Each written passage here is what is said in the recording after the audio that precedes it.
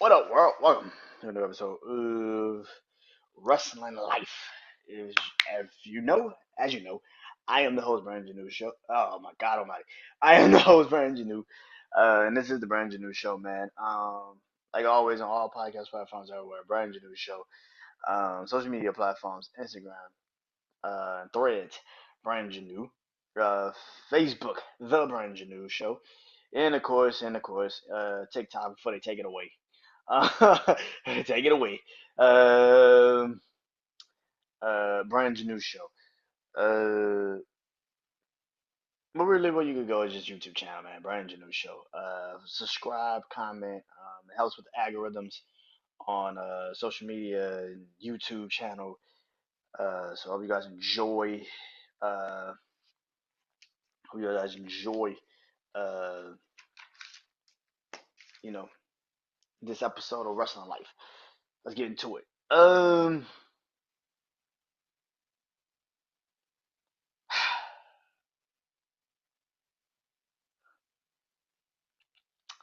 So let's start with the negatives. Let's get this shit out the way. AEW is tomorrow. AEW is tomorrow. AEW has Maximum Carnage on Dynamite in Cincinnati, Ohio. Listen, I don't do numbers and stats and all that other bullshit. Uh, you know, AEW not really selling out Ohio with John Moxley being the champion. It is what it is. I'm so used to AEW not selling out arenas. I don't give a fuck. Here's the thing.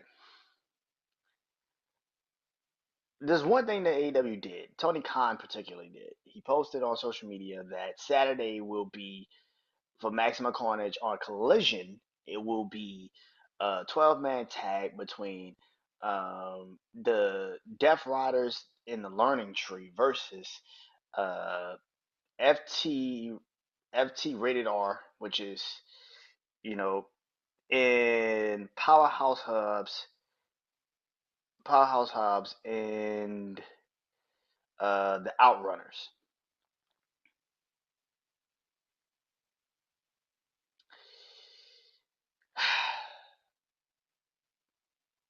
You posted this match before your main show even debut came out. John Moxley versus Powerhouse Hobbs. Powerhouse Hobbs is supposed to fight for the title tomorrow night. He won the Casino Battle Royal last night, Wednesday, and you already telling me pretty much he's gonna lose to John Moxley, which we all knew. He's not beating John Moxley. Let's be fucking 100% honest with that shit. He's not beating John Moxley. But people were like, "Oh my God, this is such a, this is such a bad, this is such a bad, you know, man, this is such a bad, thing for AEW." This is right on par with AEW. Tony Khan is trying to drum up whatever little thing he can drum up to get fanfare. And when this announcement was announced, I saw so many people in the wrestling community pretty much go fucking ape shit. I ain't never seen these many people in wrestling community be like, "What the fuck is this?" Usually, people are defending AEW. Every wrestling component is defending AEW. The only person that I would even sit here and say has just like not said positive. I won't say positive. I won't say if it was positive or negative, but just has been very vocal and particularly to me honest. Is JD from New York? And that's the only one that I've seen in Chicago, in Showtime Art on their show every Wednesday, and they're just telling it like it is, and people have gone at them and going crazy on them. I've never seen as many fucking fans of just defending this shit left and fucking right. Like you're defending this shit left and fucking right when you know it's not fucking good. Now, I'm not one of these people that hating on AEW. I think AEW is great for wrestling. Will Ospreay, I get to watch Will Ospreay on TV and at pay-per-views for free. For nigga, for free. What? I get to see MJF, one of the best antagonists, one of the best heels of this generation, for free. Nigga, for free. Come on, bro. Like, I get to see wrestlers that left WWE go to AEW for free. We want AEW to succeed, motherfucker. But this shit is bad, man. I was shocked that the wrestling community was like, yo, this is stupid. And now I'm seeing a lot more people be like, yo, this Death Rider storyline needs to die. It's not good. They dropped one storyline, the Elite storyline, for the Death Rider storyline. It's the same storyline. What's the difference? It's the same fucking storyline. The only difference is that the Death Riders have the championship. They have the AEW title. It's the same fucking storyline. The same storyline they had. I don't know why they've actually kept this storyline going a little longer than the last storyline. But it's the same fucking storyline. When did the Elite storyline kick in? January, February of last year? They dropped that shit and then started it up again with the fucking Death Riders in like September. It's the same fucking storyline. Like, I don't understand the decision making here. It's like, oh, we're gonna let the ex WWE guys run the story now, and then we're gonna have the one AEW guy to defend the company. But let's be 100, we really don't believe in Darby Allin like that. And Darby Allin, see, here's where people don't understand. You know the thing about the Sting storyline with NWO, why that shit was so magical and so incredible and so impactful, is because Sting didn't wrestle for like a year and a half. People don't understand that shit. Sting did not wrestle for like a year and a half. The man barely touched the fucking mat in 6 fucking months. Dude was in the Raptors for like 6 months. Just sitting there watching what the NWO was doing. He didn't make a move until like 6, 7, 8 months into that storyline. Like, bro, like people don't remember this shit. I don't understand. And y'all think that's how this storyline will never fucking work because of that reasoning. People don't understand, bro. Sting storyline with the NWO was so impactful because Sting didn't talk. He never talked. He didn't wrestle. You didn't see him. We've already seen Darby Allin lose to Claudio Castagnoli already. And this is supposed to be the guy that's gonna save your fucking company. People don't remember that Sting storyline. Again, y'all pretend like you do, but you don't remember that Sting story. Sting didn't talk from like 96 to like 97, bro. Like Sting didn't fucking say anything for like a year and a fucking half, bro. Like, dude, it's Sting didn't wrestle for like a year and a half, bro. Like, people need to understand, bro. Like, it's different, man. This Death Rider storyline has now pissed off your own community. Now people don't even want to talk about the storyline. People don't even want to talk about this storyline. Like, people are saying this storyline is dead. It's over. It's finished. Bury it. This shit is crazy. The Maxima Carnage shit, this 12-man tag shit.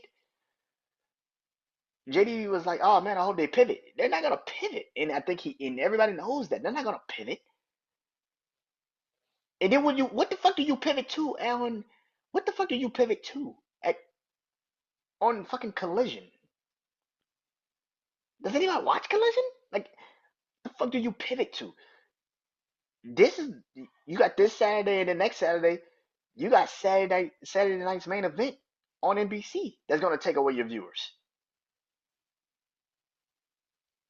You're going up against The NFL, who has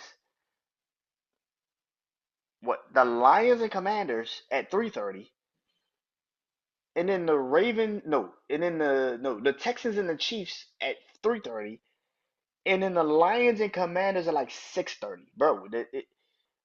And then next week you have Saturday Night Main Event with now Jey Uso and Gunther and Brian Breaker and Sheamus. Those are just the two matches announced.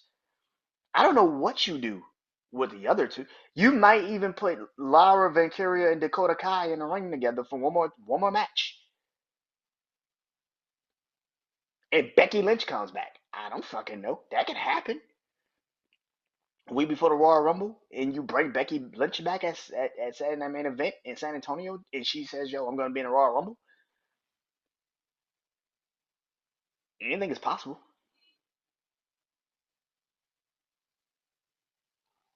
Yeah,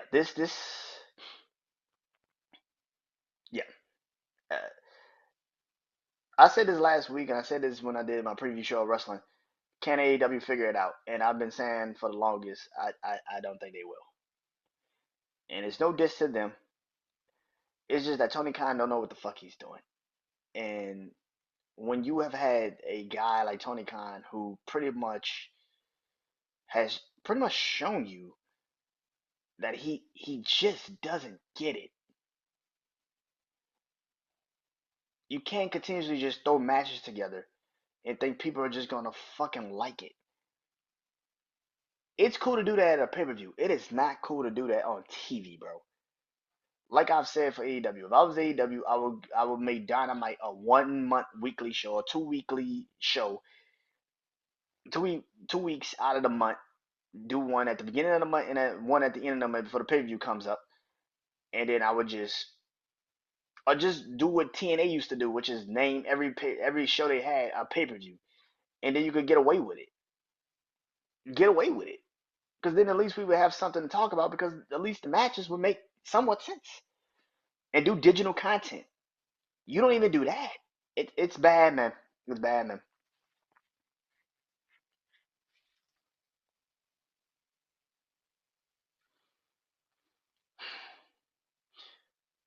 So I was gonna talk about Raw. I was gonna talk about Raw last night, and I still will. Oh, trust me, I still will. But Corey Graves got on social media and pretty much was like, "Yo, I'm sick of this shit." Corey Graves pretty much. I'm summing up what he really said. He's like, "Yo, I'm sick of this shit. I'm sick of my role continuously getting demoted. I'm sick of this shit. Every damn time somebody coming new into the company, I'm the one that gets demoted." Everybody pretty much thought Corey Graves would go to SmackDown, pretty much, or be a part of the Raw team. And instead, he's on NXT.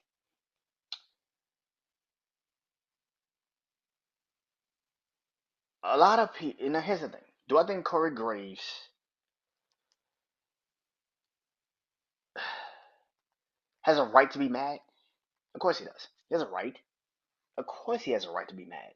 WWE is at the biggest boom period of a long time. It's been a minute since WWE has this much attention. And you are not one of the lead voices leading them into this new era of WWE. And you've been the guy for Triple H since NXT. But here's the problem. And I immediately thought a lot of people immediately was just like, "Oh man, he's talking about Pat McAfee." He's not talking about Pat McAfee. Pat McAfee's been in WWE since the pandemic, bro. Like Pat McAfee's has earned his stripes as a wrestling commentator for like 3-4 years. This isn't about Pat McAfee. This is about Joe Tessitore. Joe Tessitore took his job. Y'all ain't realize that? Joe Tessitore took his job on SmackDown. Joe Tessitore came into the WWE and took his job. He was the lead commentator with Wade Barrett on SmackDown, and then they moved Wade to Raw, moved Pat and moved Michael and him on SmackDown, and then when Joe Tessitore, so when Michael Cole went back to Raw, him and Pat was together, and Joe Tessitore and Wade Barrett came together, stayed together. So who was left out in the cold? Corey Graves. This has nothing to do with Pat McAfee. And I know people think that oh, he talking about Pat McAfee. No, he's talking about Joe Tessitore. I know people because when you read the tweet that he posted, he's like, oh, you get booted by somebody bigger than you. Joe Tessitore is bigger than Pat McAfee in the senses of entertainment. Joe Tessitore has called numerous championship fights in boxing on ESPN. The man is one of the pillars of ESPN when it comes to college football and boxing, bro. And in the MMA, the dude does fighting events for ESPN. So you know his voice when you hear it. Joe Tessitore is the person that he's talking about. But everybody ran to to Pat McAfee. It's not Pat McAfee. It's Joe Tessitore. And for that, I can see why you would be pissed because it's like, bro, you probably did you got a chance to be the guy. I never thought Corey Graves was a great. Corey Graves is a great um, color commentator, a great play-by-play guy, but he's not a great. He's not Michael Cole. He's not. He's not Joe Tessitore. He's not a voice I want to hear welcoming me into a SmackDown or Raw. And that's what people are gonna sit there and lie. That's not what you want. You don't want to hear that shit. Corey Graves is good, but he's better as a play-by-play guy. He's better as a guy that kind of comes in and is kind of like the heel commentator, like Jerry the King Lawler for all those years, like Jonathan Coachman for some of those years. Well, I don't say Michael Cole, God Almighty, no, but your person that's supposed to lead you into the show should not already have like a kind of like a heel gimmicky ass feel. The reason why Joe Tessitore and Wade Barrett work because Wade Barrett is a former wrestler who's been in the who's been in the ring. That's why Joe Tessitore and like I said, like Corey Graves looked like Corey Graves was supposed to be on SmackDown. A lot of people thought he would just go to SmackDown or stay on Raw, and instead he actually just a lot of people thought he would go to SmackDown or stay on Raw, and instead he ended up on NXT.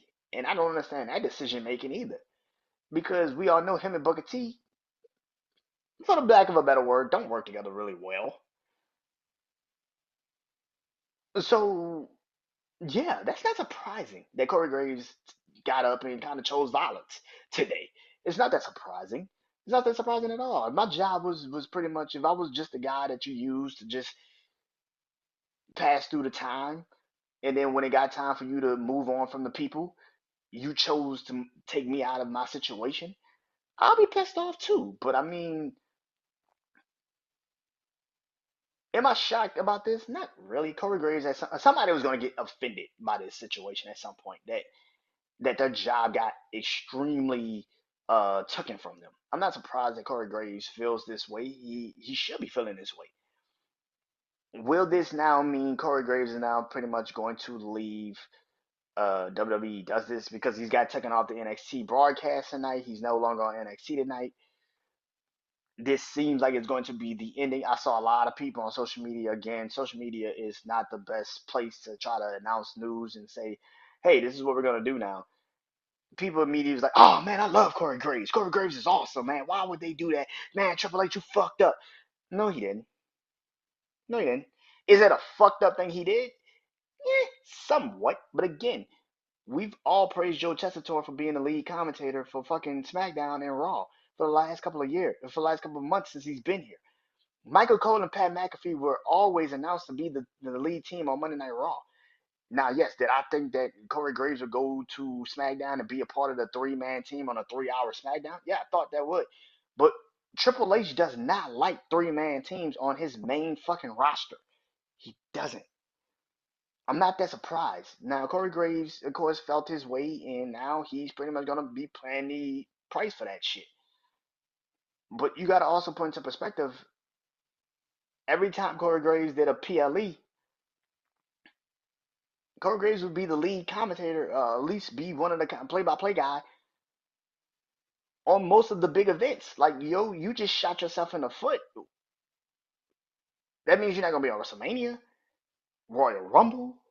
It was gonna be you, Pat McAfee, and Michael Cole. They always do this, and you've been cool with that.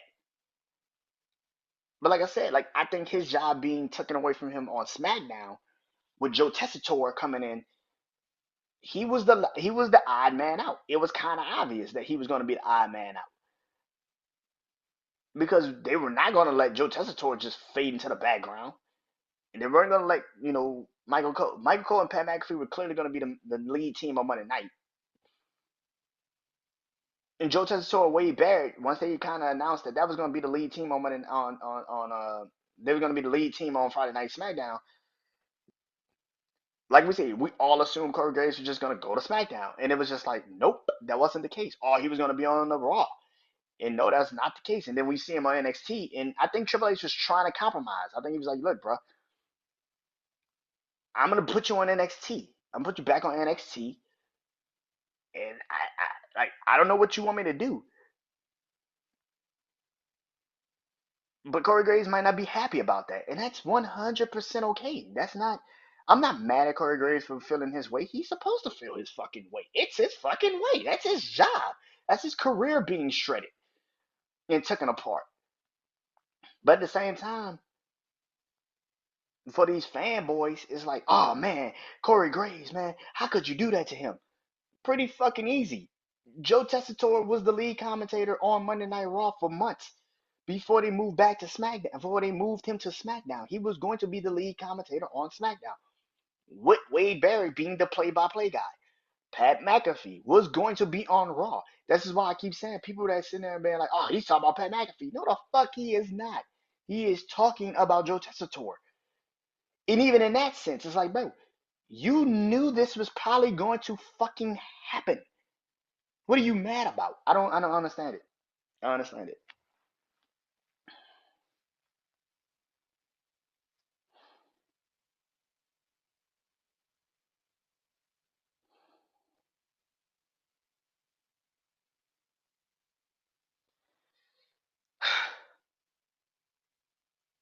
Anyway,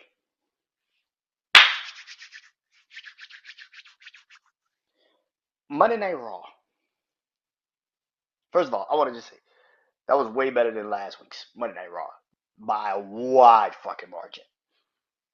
By a super wide margin. That was a way better Monday Night Raw last night than it was that. I loved the 2 hour and 30-minute Raw. I thought that was beautiful. I actually think I don't think you can do that with every Raw. I don't think you can do the 2 hour 30-minute Raw with every Raw. But it's showing you that they have time. They have no time restrictions. That they can dip out whenever the fuck they feel like it. I was like, damn, this Raw is kind of like getting close to the end when I saw Damian Priest and Finn Balor. And I'm like, god damn, it's only like 9 o'clock. What the fuck we doing?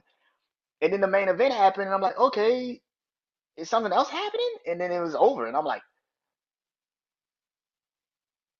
okay, like I was like, I guess this works too. I was like, I'm not mad. I was like, okay, that works too.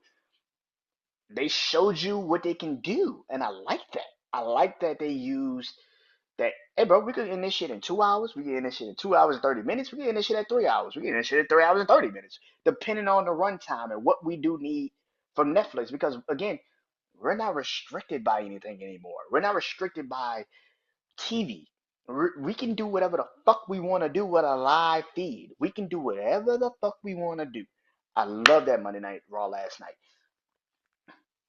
I saw a lot of people get up in arms that Dakota Kai lost to Laura Van Valkyria. When I've been saying for the longest, it's going to be Laura Van Valkyria defending that title against Becky Lynch at WrestleMania.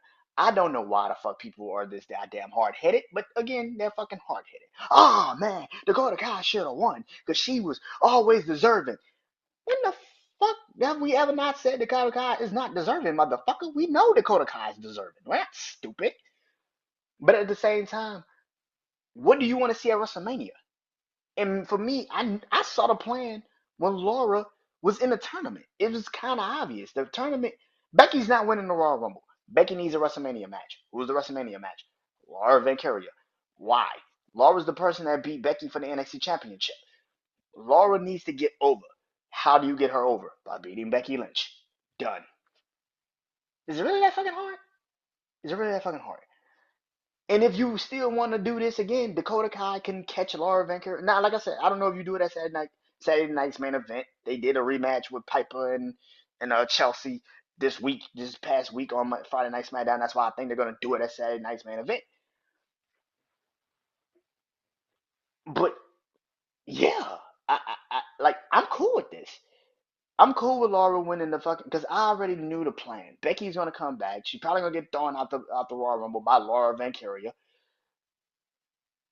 and that's gonna set up the WrestleMania match. Becky's gonna pretty much tell Laura like, listen, you know how much I love you. You know how much I respect you. You know how much how much me and you have been in this business. But at the same time, I want your belt. I want your belt. I don't give a shit. I've done everything in this industry except hold that belt. That would actually make me the Grand Slam champion. That would make me the Grand Slam champion. I think she won the women's tag team titles before. I'm not sure. I think she did. I think Becky has had the women's tag team champions before. Y'all tell me when this comes out. I think she has. I think she done it. Did it with Oscar? If I'm not mistaken. Somebody. She did this shit with some fucking body. It was a rival. I know it wasn't Charlotte. I know her and Charlotte fought for the titles, but I don't think they won them. But even in that sense, Becky would be like, I'm only one title short now of getting the Grand Slam, and I think that this title would be the one for me. So yeah, I wasn't mad at that. I know that was coming. I know a lot of people also was probably up in arms. The Damian Priest beat Finn Balor, and it's like, why? This needed to also die and end. I'm happy Damian Priest beat Finn Balor last night. One reason why is because people were sitting there and act like, oh my God, this is so gonna bury Finn Balor. Bro, it's not gonna bury Finn Balor in the slightest. Damian Priest and Finn Balor are now officially done. Clean slate. This rivalry needed to die. I'm so happy. Rhea's got her belt back. Damian Priest is now officially done with Finn Balor. Now, I don't know what you do with Damian Priest. I have said numerous times if I was Damian Priest, I would go for the Intercontinental Championship now. Or do you move him to SmackDown and let him go for the US Championship? Either way it goes, he needs a title. Or at least needs a title match. You replace Bronson Reed with Damian Priest. And I think if Damian Priest goes to WrestleMania, and I've said this, if Damian Priest goes to WrestleMania and fights Leuven Kaiser and Sheamus for the Intercontinental Championship, Brian Breaker go off and fight Gunther for the World Heavyweight Championship. CM Punk and Seth can settle their rivalry without the belt. Now you got what you need. Braun Breaker and Gunther. Hell yeah. For the World Heavyweight Championship. Damian Priest, Leuven Kaiser, and Sheamus. Fuck yeah. Oh, you can make it an Intercontinental ladder match. I don't give a fuck. Put Penta in that bitch with him. Put Penta and. Ooh. I just started something. Hold on. Wait a minute. Let me think about this for a second. Hold on.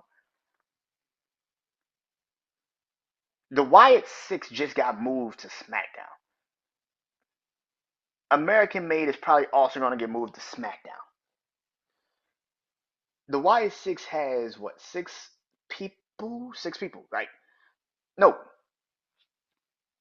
Uncle Howdy, Bo Dallas, Joe Gacy, Dexter Loomis, Eric Rowan, Nikki Cross. It's five. Bray Wyatt Spirit. I guess the six are Alexa Bliss. That's the six, right? They just got moved to SmackDown. I've always said American Made was going to get moved to SmackDown, which I think they still will.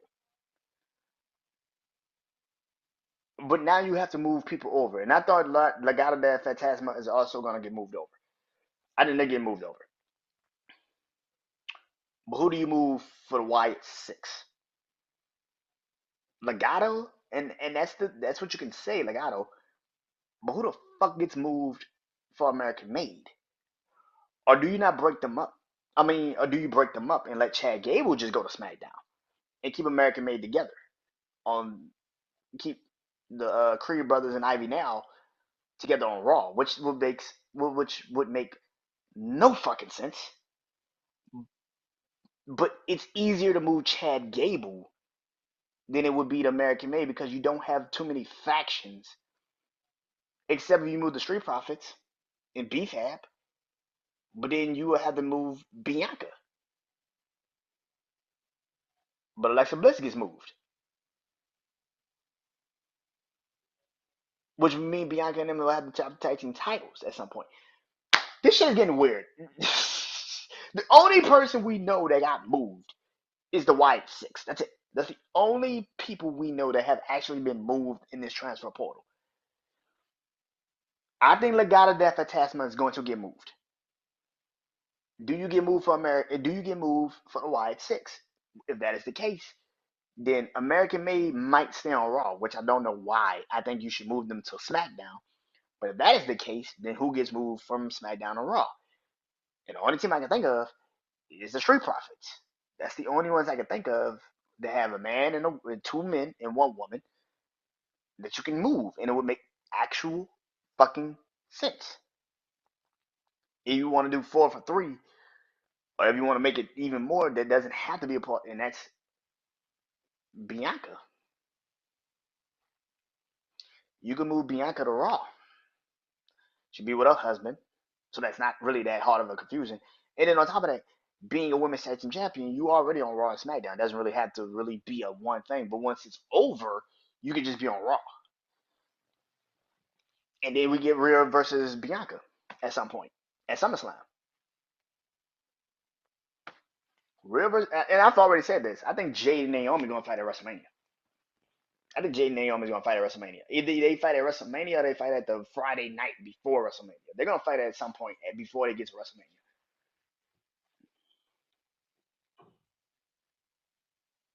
But I actually think the Intercontinental Championship should be defended in a ladder match this year. A 6-way ladder match. Which brings me to the debut. And that is Penta. Penta is officially here. Oh man. That was so much fun last night to see. He was super jacked to be in that ring last night. You could see it on his face. You could see it when he entered the man. That building went fucking bonkers over him, man. I am so happy to see that man get his love and his respect for that. That was so cool. To watch him come down to the ring and have that type of match with Chad Gable. Thank you to Chad Gable. I know people have been saying this now. Oh man, we gotta give respect to Chad Gable. Oh man, we gotta give Chad Gable his flowers. I've been giving Chad Gable his fucking flowers. Man's a fucking incredible athlete in the ring. He's a somewhat same height as Kurt Angle, which is crazy to say. Chad Gable's like 6 feet. Kurt Angle's like 6 feet, 6 feet, 6'1". Kurt Angle ain't fucking tall as hell. Kurt Angle's like 6 feet, 6'1", and did what he did. Like, come on, bro. This team, that match last night between Penta and Chad Gable was fucking amazing, bro. And I don't think anybody can sit up here and lie, because a lot of people would. That was the best match you could have asked for Penta. He had to kind of slow himself down. Thank God he slowed himself down. He played off of the knee injury. He played off of that.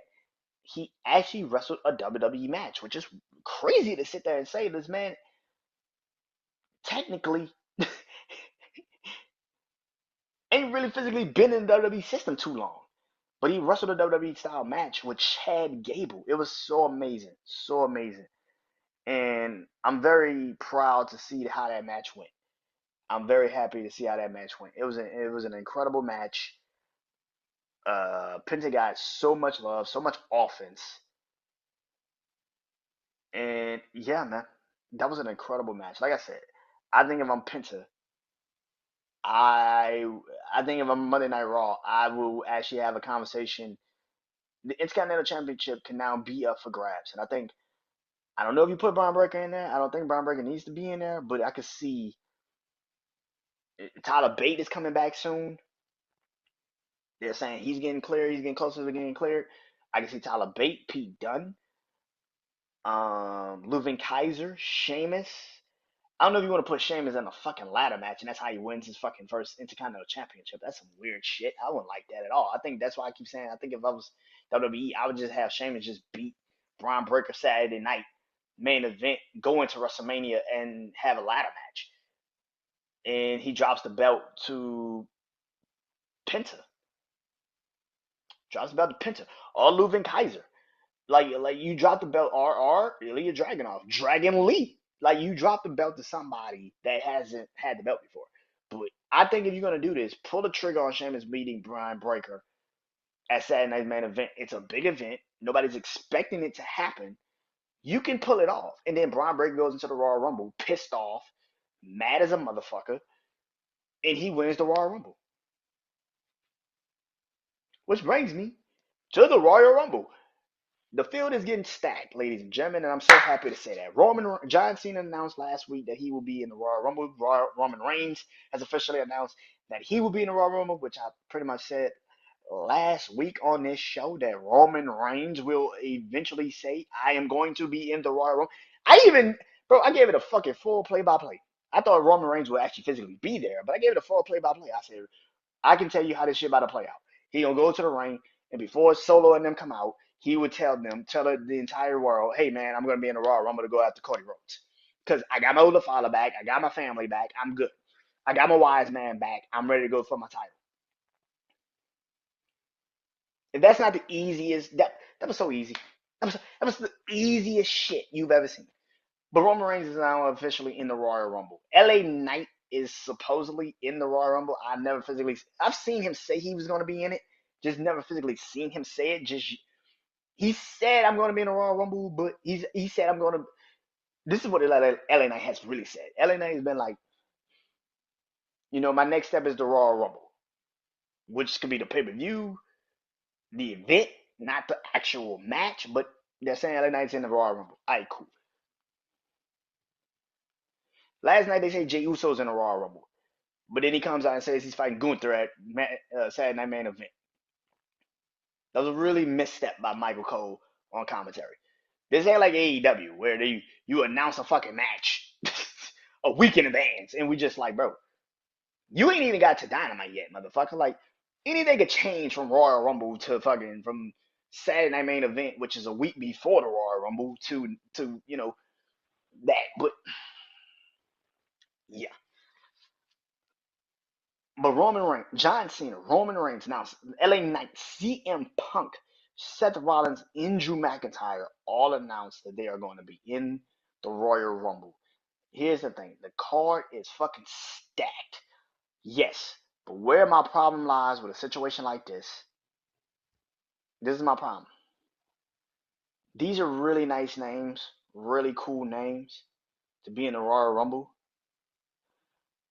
but I have a massive problem with already being announced. Because I know you're not putting Roman Reigns at 15. You ain't putting John Cena at like 20. You ain't putting Seth Rollins, CM Punk, or Drew McIntyre nowhere near the beginning. You're not doing that. LA Knight might come out at like 20, and that is even pushing it.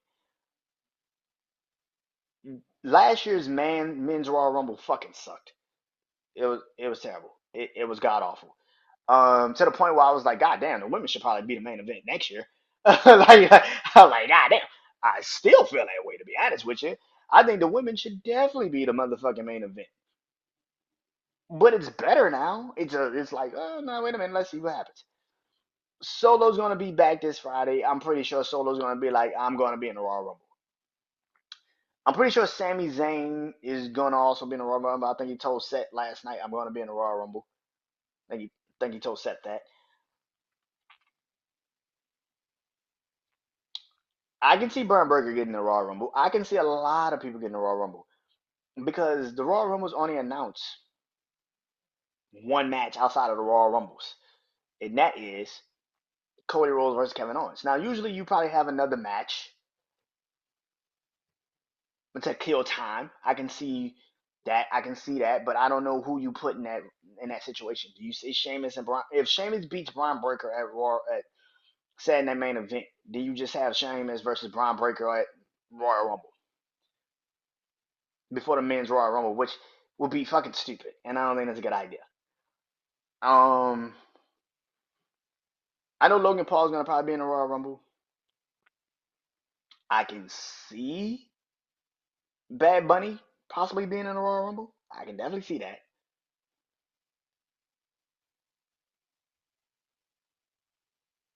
Yeah, it's gonna be interesting. I can say that.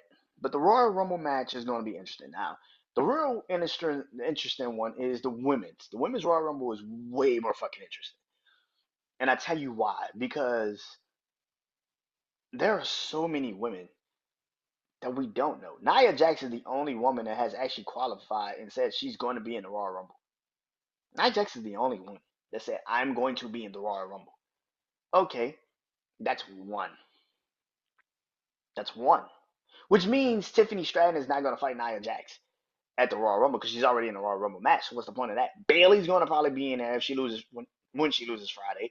Bayley's going to be in there. Becky, if she doesn't come back at Saturday Night Main Event, is probably going to be in there. Laura Van Carrier is going to be in there. Chastity Green, Piper Niven, Bianca, Jade is going to probably come back at the Royal Rumble. Naomi, Charlotte. I can definitely see Charlotte, Becky, maybe Asuka, Alexa, Jordan Grace. I can see Roxanne finally going to the main roster. I can see Corey J going to the main. I can see Jada Parker popping up. I can see Lola Vice. I can even see Julie and Stephanie even popping in that motherfucker. If you got these types of women, Soul Ruka, if you got all of these women in NXT that are busting out at the seams and killing shit on NXT, why would you not use them to your advantage to put them in the Royal Rumble? I'm not saying you can't use the women you have on the main roster, but you got a lot of women in NXT that are probably like chomping at the bits to get into the Royal Rumble, and that would be a perfect way to introduce, if they're already not introduced, which is damn near impossible. But if they're not introduced to the main roster, they would get introduced extremely fast to the main roster if they did that. All in all, I'm looking forward to the Royal Rumble. It's a day after my birthday, so I will be on here doing Wrestling Life for that. And that's a day after my birthday, so I'm looking forward to that. But until then, man, this has been Wrestling Life. I am Brandon Janeau. Go to all the podcast platforms, Brandon Janeau Show. Search it, man. If you're not already, search the YouTube channel, Brandon Janeau Show. Go subscribe, comment, man. Hit me up in the algorithms, comment, man. I do comment back, man. Hope you guys enjoy this. Peace.